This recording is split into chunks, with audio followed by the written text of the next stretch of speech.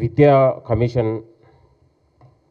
Commissioner Akunuru Murali గారి ఆధ్వర్యంలో ప్రభుత్వానికి ఒక నివేదిక ఇచ్చారు.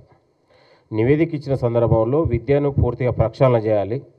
తెలంగాణలో 2014 నుంచి 2023 వరకు తెలంగాణలో అన్ని రకాల ప్రభుత్వ విద్య ఏదైతే కుంటబడిందో, నిర్లక్ష్యం చేయబడిందో, వివక్షతకు గురైనటువంటి సందర్భంలో విద్యను ఎట్లా బలోపేతం చేయాలి, పేద మధ్యతరగతి గ్రామీణ విద్యార్థులకు విద్యను మనం ఎట్లా అందించగలుగుతామనే ఒక ప్రణాళికతోని ప్రభుత్వానికి ఇచ్చినటువంటి నివేదికల పైన ఈరోజు దాన్ని బీఆర్ఎస్ నాయకులు వక్రీకరించి ఇటు ప్రభుత్వానికి ఇటు ప్రభుత్వ ఉద్యోగుల మధ్య ఉపాధ్యాయుల మధ్య అగాధాన్ని వ్యతిరేకతను పెంచేలా కుట్ర చేయడాన్ని, తప్పుడు ప్రచారాలను, విష ప్రచారాలను మేము తీవ్రంగా ఖండిస్తున్నాం.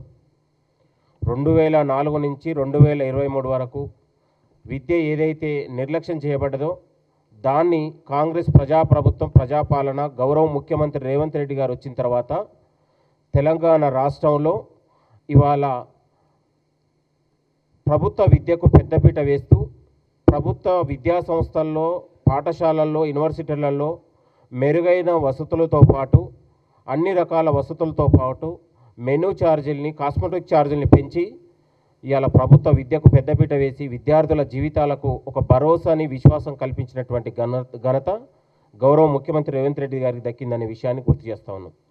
తెలంగాణ రాష్ట్రంలో దేశంలోనే ఏ రాష్ట్రంలో లేని విధంగా తెలంగాణలో integrated schools, young India integrated స్కూళ్ళ నిర్మాణం దాదాపు 22,000 కోట్ల రూపాయల ఇంటిగ్రేటెడ్ స్కూళ్ళ నిర్మాణం తెలంగాణలో చేపట్టింది. దాదాపు అది 100 స్కూళ్ళ నిర్మాణం పైగా ఈరోజు అభివృద్ధి జరుగుతూ ఉంది.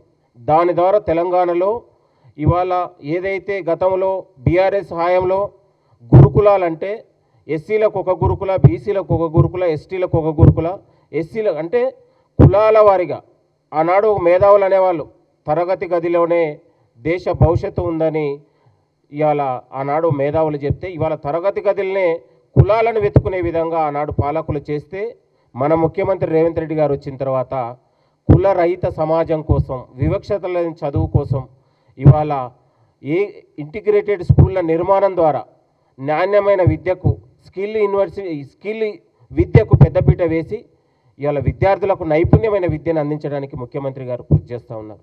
10 ఏళ్లలో మరి ఎందుకు మీకు అవకాశం ఇచ్చినప్పుడు ఎందుకు చేయలేకపోయారు?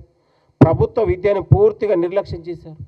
నేటికి 2023 వరకు తెలంగాణ రాష్ట్రంలో దాదాపు 5 నుంచి 6 వేల స్కూల్స్ని మూసివేసి ఉన్న స్కూళ్ళల్లో కూడా కనీసం మరుగుదొడ్ల నిర్మాణం కానీ, వాష్రూమ్లు కానీ, వాళ్లకు మౌలిక సదుపాయాలు లేక మహిళా విద్యార్థులు తీవ్ర ఇబ్బందులకు పడ్డారనే విషయాన్ని మనందరికీ వివిధ మీడియా కథనాల్లో అనేక రకాలుగా చూసినాం.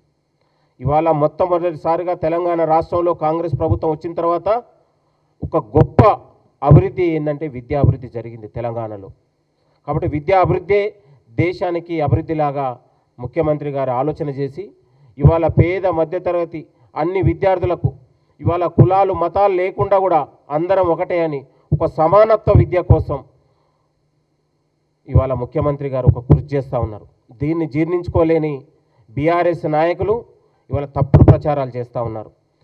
ఇవాళ నేను అంటా ఉన్నాను, ముఖ్యమంత్రి గారికి అనేక మంది నివేదిక ఇస్తూ ఉన్నారు. అనేక మేధావులు వివిధ రూపాలలో ఇవాళ గతంలో కాంగ్రెస్ ప్రజాప్రభుత్వం రాగానే ఇవాళ అరగోపాల్ లాంటి వాళ్ళు పెద్ద పెద్ద మేధావులు కూడా వచ్చి సలహాలు, సూచనలు ఇచ్చారు.